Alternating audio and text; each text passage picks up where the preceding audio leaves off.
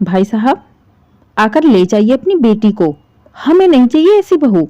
अगर ढंग के संस्कार सिखाकर भेजेंगे तो रख लूंगी, नहीं तो ले जाइए। पूरी जिंदगी अपने पास बैठाकर खिलाइए। मैं अपने बेटे की दूसरी शादी कर दूंगी। एक से एक लड़कियां लाइन में लगी हैं, जाने कहां से लाकर पटक दिया। नहीं बहन जी, ऐसी बात मत करिए। मैं अभी आता हूं। मैं समझाता हूं सुनैना को। अब उससे कोई भी गलती नहीं होगी। एक मौका उसे दे दीजिए। मैं अभी आता हूं, कहते हुए फोन रखकर तुरंत ही रघुवीर जी अपनी बेटी सुनैना के ससुराल निकल जाते हैं। रघुवीर जी को ऐसे घबराए हुए भागता देख उनकी पत्नी वंदना और बहू अंजलि दोनों ही हैरान हो जाते हैं। वंदना जी पीछे से रघुवीर जी को टोकते हुए बोलती हैं, कहाँ जा रहे हैं? क्या हो गया? मुझे भी कुछ तो बताइए। मेरी बेटी कैसी है? सुनैना कैसी है? लेकिन रघुवीर जी ने वंदना जी की एक बात भी नहीं सुनी। अंजलि सास को संभालने में लगी रही। घबराहट तो उसे भी हो रही थी कि अचानक से ऐसा क्या हो गया जो पापा जी भागते हुए जा रहे हैं। किसी अनहोनी की आशंका से घबराते हुए अंजलि लपकते हुए अपने पति आरव को फोन लगाती है और सारी बात बताकर उसे भी सुनैना के ससुराल जाने के लिए बोलती है। जैसे ही सुनैना के घर रघुवीर जी पहुंचते हैं, पीछे से आरव भी पहुंच जाता है। रघुवीर जी और आरव को देखते ही सुनैना की सास इंदु जी दोनों ही बाप बेटे पर भड़क जाती हैं। आ गए आप लोग। मुझे तो ये समझ में नहीं आता कि कौन सा मुंह लेके आते हो बार बार आप लोग। क्या सिखाया अपनी बेटी को? ना बोलने की तमीज, ना संस्कार है, ना रहन सहन का ढंग है। जाने जाहिलों की तरह बच्चा पैदा करके बड़ा करके शादी कर दिया, थोप दिया दूसरे के सर पर, जिंदगी भर के लिए झेलने के लिए। इंदु जी की बातें सुन शर्म से पानी पानी हो गए थे रघुवीर जी। सर झुकाए चुपचाप इंदु जी की बातें सुनते रहे। आरव को इंदु जी के ऊपर इतना गुस्सा आ रहा था क्योंकि पहली बार वो अपने पापा को इतना बेइज्जत होते हुए देखा था। बेटी की बात थी, मजबूरी था, कुछ कह नहीं सकता। कोई और होता तो पापा की इतनी बेइज्जती पर कब का उसका मुंह तोड़ चुका होता। लेकिन वही बात, लड़की वाले थे, झुकना ही था, चाहे उसके लिए पापा की बेइज्जती ही क्यों ना हो जाए। सब कुछ सहना था। इंदु जी ने एक बार भी रघुवीर जी और आरव को बैठने के लिए भी नहीं बोला। उनको देखते ही बस अपने मन की भड़ास निकालना शुरू कर देती हैं। रघुवीर जी बेचारे बने चुपचाप खड़े सारी बातें सुनते रहे। अंत में जब रघुवीर जी कुछ भी नहीं बोले तो चिढ़ते हुए इंदु जी बोली, अब जाइए, जाकर कमरे में मिल लीजिए अपनी बेटी से, समझा दीजिए। और मैं तो कहती हूँ समझाने की क्या जरूरत है, लेकर जाइए। महीना, 2 महीना, 4 महीना, 1 साल अपने पास ही रखिए। अच्छे से संस्कार सिखाना, बोलने की तमीज सिखाना, रहन सहन सिखाना, उठने बैठने का ढंग सिखाना, समाज में बोलचाल, रहन सहन का तरीका सिखाना। इसके बाद लेकर आइएगा हमारे पास। हम दे देते हैं आपको 1 साल का टाइम। अगर आपकी बेटी सुधर गई तो ठीक है, नहीं तो 2 मिनट नहीं लगेंगे। इसे घर से बाहर निकाल, अपने बेटे की दूसरी शादी करने में। इतना सुनते ही आरव गुस्से में कुछ बोलने गया कि तभी रघुवीर जी ने उसका हाथ पकड़ इशारे से मना किया। इंदु जी गुस्से में बड़बड़ाते हुए अपने कमरे में चली जाती हैं। आरव रघुवीर जी को लेकर सुनैना के कमरे में जाता है। सुनैना बेचारी बेड पर लेटी थी। पापा भाई को देखते ही उसकी आंखों में आंसू आ गए, रोने लगी। उठकर बैठने की कोशिश की लेकिन बैठ नहीं पाई। ध्यान से देखने पर ऐसा लगा जैसे सुनैना काफी बीमार थी, बहुत कमजोर भी लग रही थी। मुंह से आवाज भी बड़ी मुश्किल से निकल रहे थे। रोने तक की ताकत नहीं रह गई थी उसके अंदर। बेटी की ऐसी हालत देख रघुवीर जी टूट गए। उनकी आंखों में आंसू आ गए।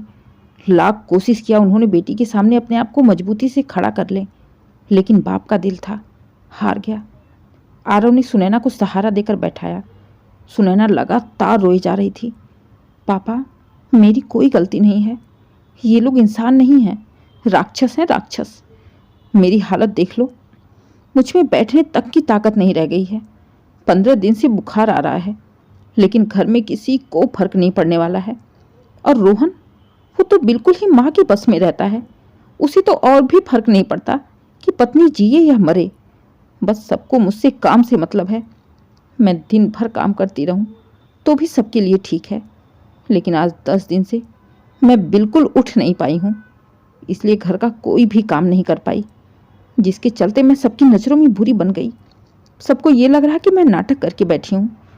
पापा, मैं यहाँ नहीं रहूँगी, मैं मर जाऊँगी। मुझे ले चलो पापा, मुझे ले चलो। हाँ बेटा, तू चिंता मत कर, मैं तुझे अपने साथ लेकर चलूँगा। लेकिन एक बात बताओ, मैं तुम्हें अपने साथ ले जाकर भी कितने दिन रखूँगा? 1 महीना, 2 महीना, 3 महीना? आखिर में आकर तुम्हें यहीं रहना है ना? तो इससे अच्छा है कि बात को संभालते हुए, अपने आप को संभालते हुए यहाँ पर एडजस्ट करके रहो। अभी मैं लेकर चला भी गया तो बात और बिगड़ जाएगी। वैसे भी तुम्हारी सास बार बार दूसरी शादी की धमकी दे रही है। अगर लेकर चला गया तो क्या पता वो लोग गुस्से में आकर तलाक की कागज ही भेज दें। बहुत बुरा हो जाएगा बेटा, बहुत बेइज्जती होगी हमारी, तुम्हारी ही जिंदगी नरक हो जाएगी। पापा, इससे नरक जिंदगी क्या होगी? अभी भी आपको दिखाई नहीं देता? पापा की बात सुन गुस्से में बोल पड़ा आरव, मुझे पता है तुम्हें गुस्सा आ रहा है, गरम खून है, उबाल तो मारेगा ही, लेकिन इस समय जोश में नहीं, होश में काम लेने की ज़रूरत है। सुनैना बेटा, अभी तुम बीमार हो, मैं समझ रहा हूँ, लेकिन तुम ये भी तो सोचो, जो माहौल है अगर मैं उसमें तुमको लेकर चला भी गया तो आने वाला कल बहुत बुरा होगा। बेटा, जहाँ से मैं देख रहा हूँ वहाँ से शायद तुम नहीं समझ पा रही हो। मैं एक काम करता हूँ, मैं यहीं पर हूँ, तुम जाओ आरव के साथ डॉक्टर के पास और अच्छे से दिखाकर दवाई ले आओ। जब तुम ठीक हो जाओगी तो सब कुछ वैसे ही सही हो जाएगा। नहीं पापा, आप नहीं समझ रहे हैं, आपको लग रहा है कि मैं बीमार हूँ इसलिए ऐसा माहौल है। ऐसा नहीं है पापा, मैं बीमार नहीं होती तो भी दिन भर घर के कामों में लगी रहती हूँ, तो भी मेरे साथ ऐसा ही होता है। 2 कौड़ी की इज्जत नहीं है मेरे इस घर में, मुझे यहाँ नहीं रहना है। ठीक है बेटा, चलो मैं तुम्हें लेकर चलता हूँ, लेकिन फिर ये बताओ कितने दिन मायके रहोगी? लौट के तो यही आना है ना? बेटा, हम उस समाज से हैं जहाँ मायके में बेटी की डोली उठती है और ससुराल से अर्थी। हम अगर समाज से अलग चलने लगेंगे तो लोग हमारा जीना मुश्किल कर देंगे। मेरी परवरिश, मेरे संस्कारों पर उंगली उठेगी। सुनैना लाख पापा से कहना चाहिए, लेकिन रघुवीर जी उसे जमाने की दुहाई देकर डॉक्टर को दिखाकर चले आते हैं। जैसे ही रघुवीर जी घर आते हैं, वंदना जी घबराते हुए उनसे पूछती हैं, क्या हुआ जी, कैसी है मेरी बेटी? आप लोग ऐसे क्यों भागे थे और कोई फ़ोन क्यों नहीं उठा रहा था? क्या फ़ोन उठाऊं वंदना, बेटी का बाप हूँ, मजबूर हूँ। बेटी की तकलीफ पर भी उसके साथ खड़ा नहीं रह सकता। कहते हुए रघुवीर जी वंदना को सारी बातें बताते हैं। पास में ही खड़ी अंजलि भी सारी बातें सुनती रही। सुनैना की तकलीफ सुनकर उसे रघुवीर जी पर गुस्सा तो आया कि ऐसी हालत में भी पापा सुनैना को वहीं छोड़ के चले आए, जमाने के चक्कर में। ससुर के सामने तो कुछ कह नहीं पाई, लेकिन आरव के पास जाकर गुस्से में आरव से कहती है, आरव, पापा का तो समझ में आता है क्योंकि समाज का रीति रिवाज उनके दिलो दिमाग पर है, लेकिन तुम अपनी बहन को ऐसी हालत में छोड़ के कैसे चले आए? तुम्हें लेकर नहीं आना था सुनैना को अपने साथ? अंजलि, तुम्हें क्या लगता है मैं सुनैना को लेकर नहीं आ रहा था? अरे, मेरा बस चलता तो मैं उसको लेकर ही आता, लेकिन मैं पापा की वजह से मजबूर हूँ। वहाँ भी मैंने इनको कितनी बार कहा, पूरे रास्ते में भी कहा, लेकिन ये सुनने को तैयार ही नहीं है। जब भी मैं कुछ कहता हूँ मुझे बीच में ही रोक देते हैं। आरव की बात सुन कुछ सोचते हुए अंजलि ने सुनैना को फ़ोन लगाया। अंजलि की आवाज़ सुन सुनैना रोने लगी और रोते हुए बोली, भाभी, मुझ में बोलने की क्षमता नहीं रह गई है, मैं बात नहीं कर पाऊंगी। कहते हुए सुनैना ने फ़ोन काट दिया। सुनैना की आवाज़ सुन अंजलि की आंखों में आंसू आ गए। कितनी मरियल सी आवाज़ थी सुनैना की। सुनैना का व्यवहार अंजलि के प्रति बहुत अच्छा था। अंजलि को कभी भी अपने ससुराल में किसी से कोई भी तकलीफ नहीं हुई थी, क्योंकि वंदना जी और रघुवीर जी बहुत ही सीधे थे। उन्होंने कभी भी अंजलि को बहू माना ही नहीं, हमेशा बेटी की तरह प्यार करते थे। सुनैना भी अंजलि को भाभी कम और दोस्त वाला रिश्ता ज़्यादा रखती थी। छोटा परिवार था, सुखी था। गड़बड़ बस सुनैना की शादी से ही हो गई। उसका ससुराल अच्छा नहीं मिल पाया। सबका नसीब अंजलि के जैसा तो होता नहीं है। और वैसे भी इंदू जी की बातें सुनते ही रघुवीर जी डर जाते। इंदू जी के मुंह से बार बार दूसरी शादी की बात सुन रघुवीर जी की हालत खराब हो जाती। रघुवीर जी वाकई में बहुत सीधे थे। पुलिस, कोर्ट, कचहरी वो सपने में भी नहीं जाना चाहते थे। जिसके चलते वो इंदु जी की हर बात मानने को तैयार रहते ताकि उनकी बेटी को तो कोई तकलीफ ना हो। रघुवीर जी जितना झुकते गए, इंदु जी उन्हें उतना ही झुकाती गईं। लेकिन आज अंजलि को अपने ससुर के ऊपर बहुत गुस्सा आया। रघुवीर जी को बिना कुछ बताए अंजलि खुद आरव के साथ जबरदस्ती सुनैना के घर गई और सुनैना को लेकर सीधे अस्पताल गई, जहां डॉक्टर ने सुनैना को एडमिट कर लिया। बहुत ही कमज़ोर हो गई थी सुनैना। जांच करने पर उसे टाइफाइड और मलेरिया एक साथ निकला। पिछले कुछ दिनों से ढंग से ना खाने पीने की वजह से सुनैना बिल्कुल ही सूख गई थी। बीमारी से लड़ने की उसके अंदर बिल्कुल ही ताकत नहीं थी, जिसके चलते उसे एडमिट होना ही पड़ा। सुनैना को एडमिट करने के बाद अंजलि ने घर पर फ़ोन करके वंदना जी को सारी बातें बता दी। बेटी की हालत सुन वंदना जी रघुवीर जी के साथ भागते हुए अस्पताल गईं। सुनैना को इतनी बुरी हालत में देख वंदना जी वहीं रो पड़ी। अंजलि सास को संभालते हुए सारी बातें दोनों को बता दी कि कैसे उसने सुनैना को उसके ससुराल से लेकर आई और उस समय उसके घर पर कोई भी नहीं था। बहू, ये क्या किया तुमने? तुमने तो बात को ही बढ़ा दिया। अब बताओ, इंदु जी को पता चलेगा तो कितना भड़केंगी वो। तुमने तो सब कुछ बर्बाद कर दिया। नहीं पापा जी, मैंने कुछ भी गलत नहीं किया है। मैंने जो किया सही किया। बहू, तुम कब से ऐसी हो गई? तुम लोगों की बात तो मुझे संभालनी ही पड़ेगी ना। कहते हुए तुरंत ही रघुवीर जी इंदु जी और रोहन को फ़ोन करने लगते हैं। इंदु जी ने फ़ोन उठाया और जैसे ही सुना कि सुनैना अस्पताल में भर्ती है, छुपते ही उन्होंने बोला, हाँ तो ठीक है भाई साहब, कर लो आप अपने मन की तसल्ली। आप लोग तो वहाँ पर हैं ही, हमारी क्या ज़रूरत है। माँ बाप से अच्छी देखभाल हम थोड़े ही कर पाएंगे। अब अगर ले ही गए हो तो जब पूरी तरह से ठीक हो जाएगी तो लाकर पहुँचा जाना। कहते हुए इंदु जी ने फ़ोन काट दिया। सुनैना 4 दिन एडमिट रही। 4 दिनों में एक बार भी इंदु जी उसे देखने नहीं आई। रोहन आया भी, लेकिन वो भी आते ही सुनैना को सुनाकर चला गया। सुनैना, माना कि तुम्हारी तबीयत खराब है, हम तुम्हारा इलाज नहीं करा रहे थे, जो भाई बाप को बुलवाकर चली गई।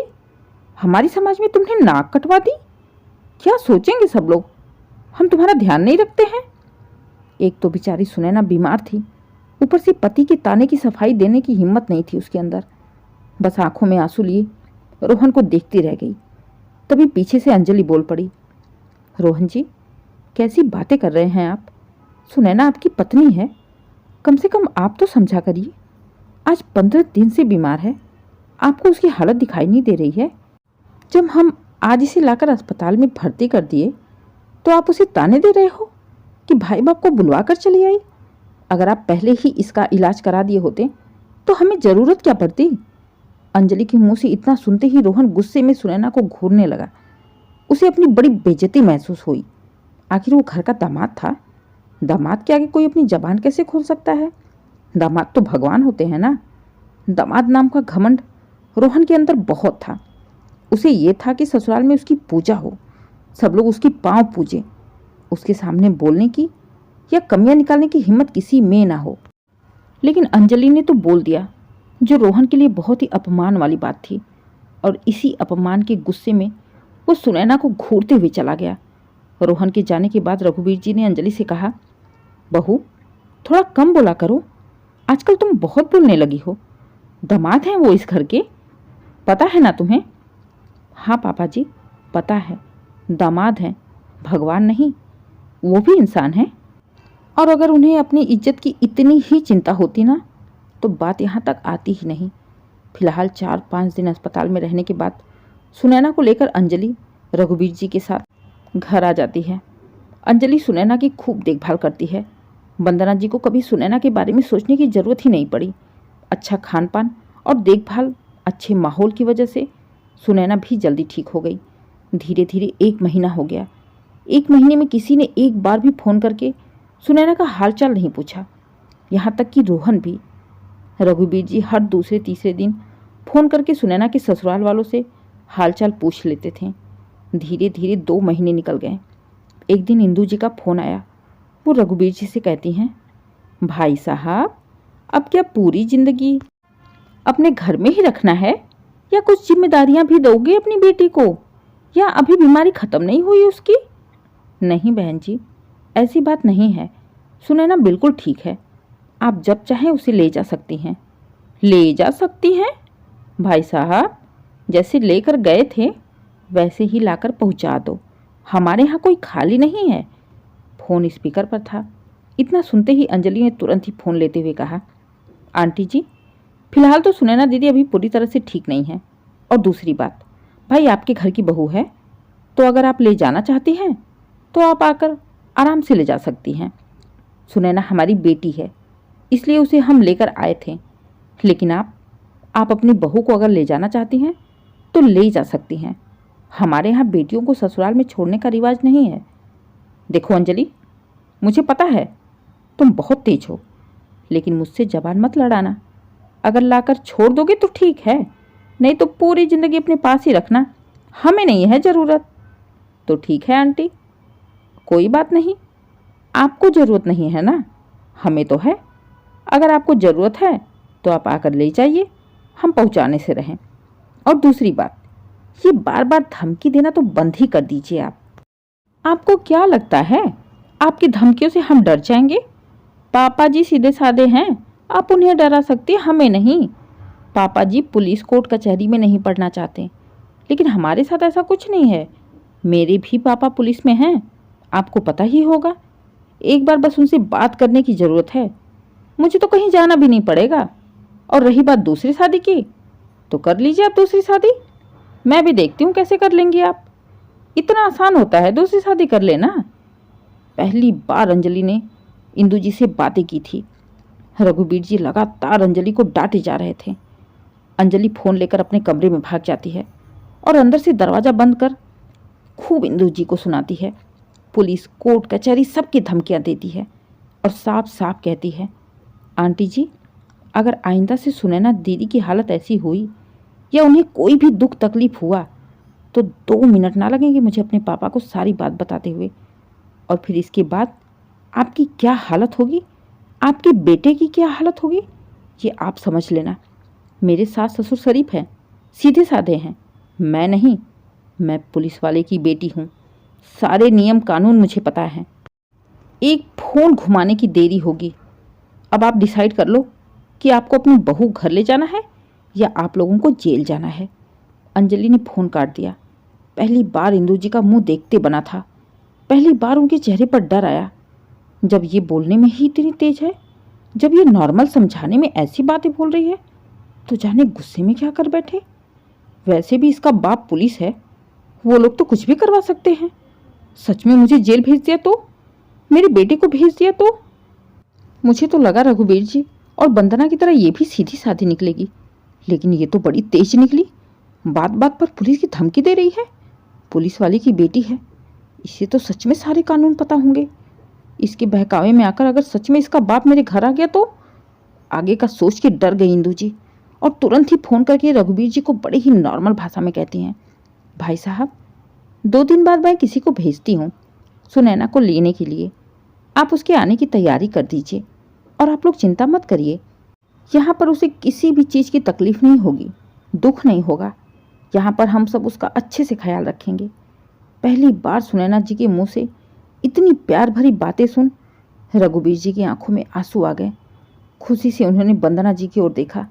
सबके चेहरे पर मुस्कुराहट थी, लेकिन अंजलि की मुस्कुराहट कुछ अलग ही थी, क्योंकि पता तो उसे ही था कि अचानक से कुत्ते की दुम सीधी कैसे हुई है।